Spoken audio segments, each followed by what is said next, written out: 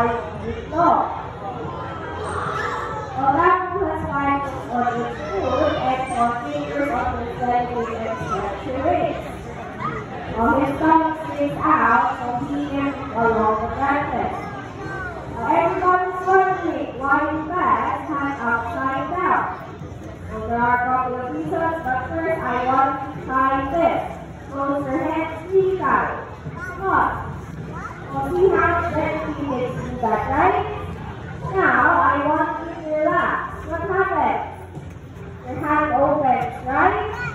Well, the back closed works the opposite. If they are relaxed, their claws are closed. When they have to relax, they were actually more comfortable. Another reason is their legs are small and straight. Now let us not decide for walking and taking off on the ground like a bird.